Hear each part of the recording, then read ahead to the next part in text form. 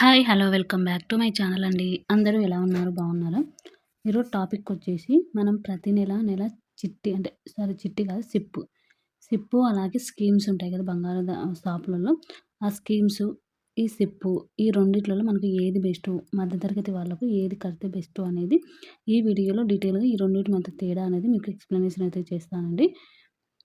మీకు వీడియోను చివరి వరకు చూసి మీకు అర్థమైతే గన మీకు నచ్చితే అలాగే సబ్స్క్రైబ్ చేసుకోండి. అలాగే లైక్ చేసి మీ ఫ్రెండ్స్ అండ్ ఫ్యామిలీకి అయితే షేర్ చేసేసేయండి. ఈ వీడియోలో నేను చెప్పేది మొత్తం నేను తెలుసుకొని నేను తెలుసుకున్న దాని ప్రకారం అయితే చెప్తున్నాను. మీరు ఇంకా డీటెయిల్‌గా కావాలి అనుకుంటే కానీ మీరు ఇంకా సెర్చ్ చేసుకొని కూడా మీరు దీనిలలో ఏది బెస్ట్ అనేది మీరు మొత్తం ఇన్ఫర్మేషన్ పూర్తిగా తెలుసుకున్న తర్వాతనే మీరు కట్టడానికి అయితే అంటే ఈ సిప్ గానీ, స్కీమ్స్‌లలో గానీ ఏది బెస్ట్, ఏ దాంట్లో ఇన్వెస్ట్‌మెంట్ చేస్తే బెస్ట్ అనేది మీరు ఆలోచించుకోండి. ఎవరైనా సరే ఇన్ఫర్మేషన్ ఇచ్చే వరకే ఉంటుందండి. దాని తర్వాత మీరు ఆ ప్రాసెస్ అనేదంటే అది కట్టాలనా వద్దా అనే ఆలోచనలు మీ మీద ఆధారపడి ఉంటాయి. ఎవ్వరైనా కానీ ఒక దాని గురించి డీటెయిల్‌గా ఎవరికి తెలిసిన వాళ్ళకు తెలిసినంత ప్రకారం ఇన్ఫర్మేషన్ చెప్పడానికైతే ట్రై చేస్తారు. ఇదైతే కొంచెం దృష్టిలో పెట్టుకొని మీరైతే కట్టడానికైతే ట్రై చేయండి. ఇప్పుడు సిప్పు అంటే మీకు తెలుసు కదా! సిస్టమాటిక్ ఇన్వెస్ట్‌మెంట్ ప్లాన్ అని. ఇక స్కీమ్స్ అంటే తెలుసు కదా! మనకు ప్రతి నెల గోల్డ్ షాప్‌లలో ఉంటాయి. ఆ గోల్డ్ షాప్‌లలో 11 నెలలు కడితే 12వ నెల వాళ్ళే మనకు మనం 10 నెలలు ఎంత అమౌంట్ కడతాం, 11 నెలలు ఒక ఎక్స్‌ట్రా అమౌంట్ వాళ్ళే కడతారు. అలాగే మనకు స్కీమ్స్ వల్ల లాభం ఏంది అంటే హ్మ్, మనం ఏదైనా వస్తువు కొనుక్కోవాలన్నా కూడా ఈజీగా ఈ స్కీమ్స్ అయితే బెస్ట్ అండి. ఒకవేళ మీరు ఇన్వెస్ట్‌మెంట్ ప్రకారం అయితే సిప్పు ఆహ్, బెస్టు. ఇంకా గోల్డ్ రేట్ అనేది ఎప్పుడు పెరుగుతూనే ఉంటుంది కాబట్టి మనము ఆహ్, ఇప్పుడంటే కొంచెం తగ్గింది. ఈ 2, 3 నెలల నుంచి కొంచెం తగ్గింది కానీ గోల్డ్ రేట్ అనేది పెరుగుతూనే ఉంటుంది ఎప్పుడూ కూడా. మనము అంచనా వేయలేము ఇప్పుడు తగ్గింది కదా! మళ్ళీ ఇక తగ్గుతాది, ఇంకా తగ్గుతాది. ఇప్పుడు మనం కొనాల్సిన అవసరం లేదని ఎప్పుడూ కూడా గోల్డ్ రేట్ అనేది పెరుగుతుందో, తగ్గుతుందో అనేది మనం ఎవ్వరమైతే చెప్పలేము. ఇది దీనివి ఎట్లా ఉంటాయంటే ఒకసారి తగ్గుతుంది, మళ్ళీ ఒకసారి పెరుగుతుంది. పెరిగితే హైకి పోయి పెరుగుతుంది. లేకపోతే తగ్గితే మరీ అంతేం తగ్గదులెండి. ఈసారి కొంచెం ఎక్కువ తగ్గింది. అంతేగాని ఇప్పటి వరకు ఎప్పుడు కూడా అంత తగ్గలే. ఇది ఇది అనేది ఇట్లా ఉంటుంది. తగ్గుతుంది, ఎక్కుతుంది కాబట్టి మాక్సిమం అయితే ఎక్కువగా అయితే తగ్గదెప్పుడూ కూడా. ఇప్పుడు మనకు కూడా 1,70,000 ఉండే. దాంట్లో ఇప్పుడు 1,50,000కి వచ్చింది అంతే. అంతే తప్ప మనకేం ఎక్కువ ఏం తగ్గలేదు కదా! ఒకటేసారి లక్షకైతే పడిపోలేదు కదండీ! కొంచెమే తగ్గింది. కాబట్టి ఈ బంగారు రేట్ ఎలా ఉన్నా కూడా మనం ఇన్వెస్ట్‌మెంట్ అనేది చేసుకుంటూ ఉంటాం గదా! ఇక సిప్ గురించి అయితే మీకు ఎక్స్‌ప్లనేషన్ అయితే చేస్తాను. సిప్ అనేది మనకు బ్యాంకుల్లో ఉంటుంది కాబట్టి ఒక్కసారి మన బ్యాంక్‌లో మొత్తం ఇన్ఫర్మేషన్ తెలుసుకొని ఇక ప్రతి నెల మన ఫోన్‌లో నుంచి అమౌంట్ అనేది కట్టేసుకుంటూ ఉండొచ్చండి. ఇది మనకు ఇన్వెస్ట్‌మెంట్ ప్రకారం కాబట్టి లాంగ్ టర్మ్‌గానే మనకు అమౌంట్ అనేది బాగా కనిపిస్తుంది. ఇప్పుడు మీరు కట్టిన ఒక సంవత్సరానికి, 2 సంవత్సరాలకైతే మనకి దీంట్లో ఎక్కువగా మనకు అమౌంట్ అనేది ఎక్కువగా రాదండి. ఇదొచ్చేసి 3, 5, 10 సంవత్సరాలు అలా ఎక్కువ లాంగ్ టర్మ్ అంటే పిల్లలు ఇప్పుడు పుట్టినారనుకోండి, వాళ్ళకు గోల్డ్ మీద ఇన్వెస్ట్‌మెంట్ చేయాలనుకుంటే మీరు ఇలా సిప్పులో అయితే గనక మీకు పిల్లలు పెద్దగా అయ్యేలోపు మనకంటూ చాలా అమౌంట్ అయితే వస్తుందండి. ఇలా 3 ఇయర్స్, 5 ఇయర్స్, 10 ఇయర్స్ కూడా ఉంటుంది. ఇలా ఎక్కువ సంవత్సరాలు పెట్టుకుంటేనే మనకు అమౌంట్ అనేది ఎక్కువగా వస్తుందండి. ఇది ఎలా అంటే ఈరోజు రేటు ప్రకారం మనకు గోల్డ్ అనేది ఉంటుంది గదా! ఆ గోల్డ్ మన అకౌంట్‌లో ఇప్పుడు ఈరోజు 1 గ్రామ్ 14,000 ఉంది. వీటికి మనకు జీఎస్టీ అవేమి ఉండవు దాంట్లో. హ్మ్. ఏమీ లేకుండా మనకు ఇదే అమౌంట్‌కు 1 గ్రామ్ గోల్డ్ అనేది అక్కడ మనకు యాడ్ అయితే అవుతుంది. ఆ అమౌంట్‌కు ఇప్పుడు 1 గ్రామ్‌కు మనకు కొన్ని అవి ఉంటాయి గదా! వాటికి మనకు ఈ అమౌంట్‌కి మనకు 1 గ్రామ్ అనేది యాడ్ అవుతుంది. ఇలా మనకు మొత్తం లాస్ట్ వచ్చే వరకు మనకు వాళ్ళు గోల్డ్ ఇవ్వరు. ఆ రోజు గోల్డ్ రేట్ ప్రకారం ఉన్న అమౌంట్ మనకి ఎంతెంత యాడ్ అయిందో ఆ అమౌంట్‌కు తగ్గట్టు ఇప్పుడు 1 గ్రామ్‌కి 14,000 మనకు నెక్స్ట్ తగ్గింది గదా! Gold rate. తగ్గినా కూడా దానికి తగ్గట్టుగా మనకు అమౌంట్ అనేది డబ్బులైతే ఇస్తారు.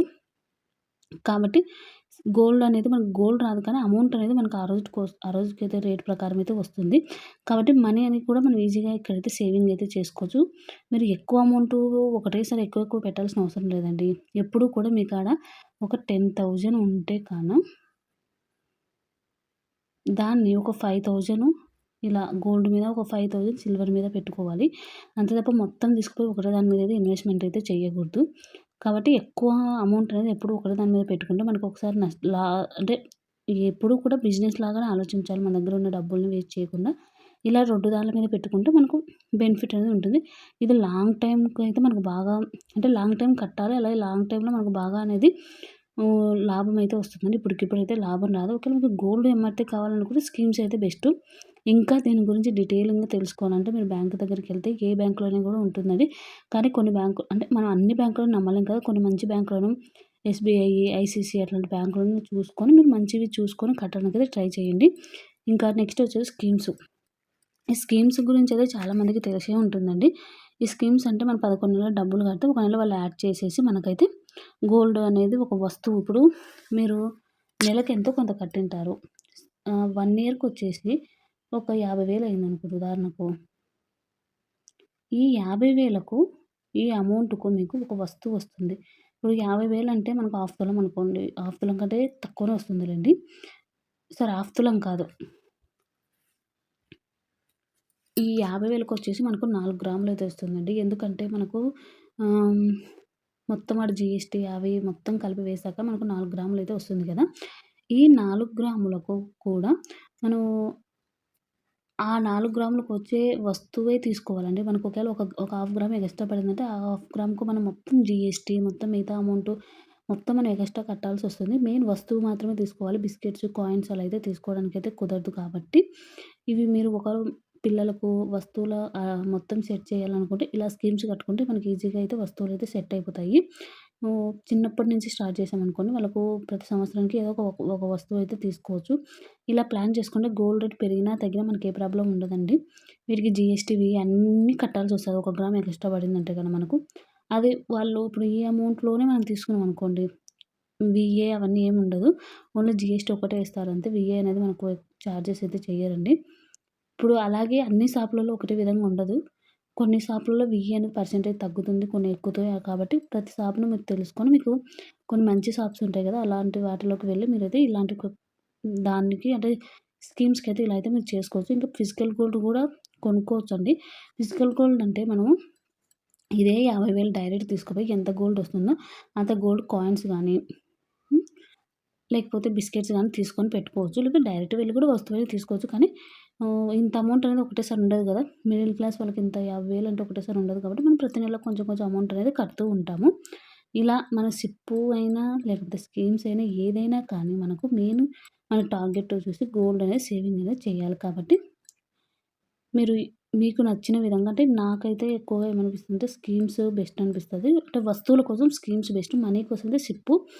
ఆహ్, మనీ ఉంటే గాని ఈజీగా మనము సిప్‌లో కూడా ఇన్వెస్ట్‌మెంట్ చేసుకోవచ్చు. రేపొద్దున పిల్లలకైతే గన ఇన్వెస్ట్‌మెంట్ ప్రకారం అయితే గన బెస్ట్‌గా ఉంటుందండి. గోల్డ్ మీద ఎక్కువగా ఆహ్, ఇన్వెస్ట్‌మెంట్ చేయడం ఎందుకు అనుకున్న వాళ్ళకు సిప్ కూడా గోల్డ్ మీద ఇన్వెస్ట్‌మెంట్ లాగానే చేయొచ్చు. అప్పటికి పిల్లలకు మనకు ప్రతి సంవత్సరానికి ఇంత పర్సెంటేజ్ అని మనకి ఇంట్రెస్ట్ అనేది దాంట్లో వస్తుంది. కాబట్టి అందుకు మనకు సిప్‌లో ఎక్కువగా మనకు లాభం అయితే వస్తుంది. ఏదైనా కానీ మీరు పూర్తిగా డీటెయిలింగ్ అయితే తెలుసుకొని నాకైతే ఇంతవరకు తెలుసు దీని గురించి ఇన్ఫర్మేషను. ఇంకా నేనేమైనా మిస్ చేసుంటే పాయింట్స్ అనేది నాకు కామెంట్‌లో కామెంట్ చేయండి. నేను తెలుసుకొని మీకు కామెంట్‌కైతే రిప్లై ఇవ్వడానికి ట్రై చేస్తాను. వీడియో అయితే ఇక్కడితో ఎండ్ చేసేస్తానండి. వీడియో నచ్చితే గనక ప్లీజ్ సబ్స్క్రైబ్ చేసుకోండి. అలాగే లైక్ చేసి షేర్ చేయండి. Thank you.